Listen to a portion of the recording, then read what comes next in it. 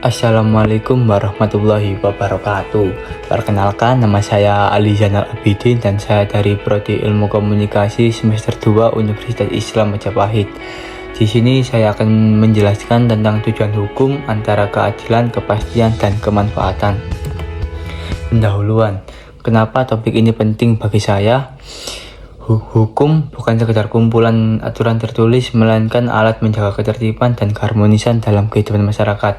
Contohnya, pencuri barang kecil sering dihukum dengan hukuman berat, sementara mereka yang korupsi sering dihukum dengan hukuman yang lebih ringan dan kurang jerah. Kondisi ini makin rumit karena Indonesia memakai 3 sumber hukum, yaitu hukum warisan Belanda, hukum Islam, dan hukum adat.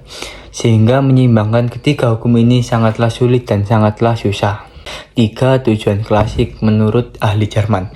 Yang pertama yaitu keadilan. Setiap orang mendapatkan hak dan bagiannya yang seharusnya ia terima, baik lewat pembagian yang adil maupun hubungan yang setara. Sifatnya berpandangan sehingga bisa berbeda-beda antar orang. Seperti pembagian warisan ke anak-anak, kan itu dibagi sesuai porsi mereka, yang emang jadi hak masing-masing dan gak harus dibagi rata, dan itu harus melihat kondisinya. Yang kedua, tidak kepastian hukum. Kepastian hukum, aturan hukum yang harus jelas dan tegas. Seperti rambu-rambu lalu lintas yang sangat tegas. Jika lampunya merah, maka orang-orang tidak boleh melanjutkan perjalanan, dan jika lampunya hijau, orang-orang boleh lewat. Yang ketiga yaitu kemanfaatan. Hukum harus benar-benar berguna dan membawa kebaikan bagi kehidupan yang bersama. Kehidupan bersama, bukan sekedar formalitas di atas kertas. Yang keempat yaitu metodologi penelitian. Saya menggunakan penelitian mengambil dari jurnal-jurnal dari Google Scholar dan membaca undang-undang dan membaca buku yang ada di Google, yaitu dengan yang pertama identifikasi konsep, yang kedua petakan ketegangan, yang ketiga analisis harmonisasi. Jadi saya tidak langsung turun ke lapangan, saya mengambilnya dari jurnal-jurnal yang saya lihat di Google Scholar.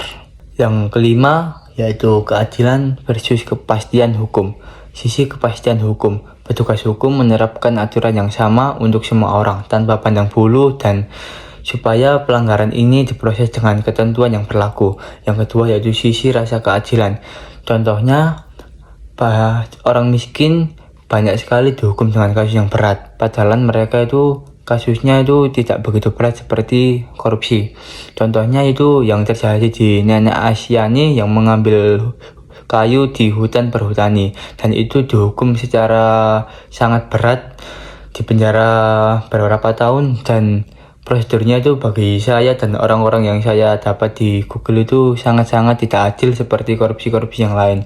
Jadi hukum di Indonesia ini saya lihat masih berat sebelah dan lebih memberatkan ke mereka yang melakukan hal-hal yang kecil seperti itu. Peran kesadaran hukum masyarakat.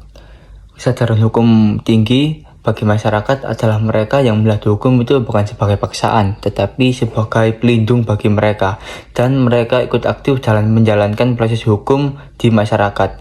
Dan mereka itu banyak yang mau terlibat dalam penyelesaian suatu masalah. Kesadaran hukum rendah seperti masyarakat yang tak acuh dan mereka yang tidak percaya dengan hukum di Indonesia, dan mereka tuh perlu dikuat dengan pendidikan tentang hukum. Contohnya, orang dengan kesadaran penuh adalah orang yang jika ada pungli, mereka tuh lapornya itu pemerintah mempunyai web yaitu lapor.co.id. Dan kesadaran hukum rendah, banyak sekali orang yang melakukan hakim sendiri di suatu masalah. Contoh nyata pelanggaran ringan versus korupsi. Pelanggaran ringan rata-rata untuk prosesnya itu cepat dan sangat jelas dan tegas. Sedangkan mereka yang korupsi itu prosesnya lambat, tidak jelas, dan sering dilambat-lambatkan. Yang kedua yaitu hukuman. Hukuman ini itu sangat lucu di Indonesia karena mereka yang melakukan hukuman ringan banyak sekali dihukum dengan berat, sedangkan yang melakukan pelanggaran berat dihukum dengan ringan. Dan inilah Indonesia, banyak sekali hukum terbalik di Indonesia. Jadi kerugian yang relatif kecil itu lebih dihukum secara berat. Yang selanjutnya yaitu lembaga peradilan sebagai penjaga keseimbangan. Hakim bukan sekedar pembaca undang-undang yang hanya melihat undang-undang saja, tetapi hakim harus mempunyai 3 sifat ini, yaitu kemandirian, kekuasaan, kehakiman. Syarat penting agar hakim bisa memutuskan perkara secara objektif tanpa tekanan dari pihak manapun. Yang kedua yaitu pertimbangan sosiologis. Yang dimaksud ini adalah hakim harus melihat latar belakang dari orang tersebut, hukum apa yang diambil dari orang tersebut, habis itu kondisi korban, dan apakah hubungan tersebut yang ringan atau berat. Yang ketiga yaitu menjadikan kebiasaan. Yang terakhir yaitu kesimpulan. Kesimpulan yang bisa saya ambil adalah keadilan, kepastian hukum, dan kemanfaatan saling berkaitan. Tetapi dalam praktek sering menimbulkan ketegangan di lapangan. Penegakan hukum yang baik tidak mengutamakan satu tujuan secara mutlak.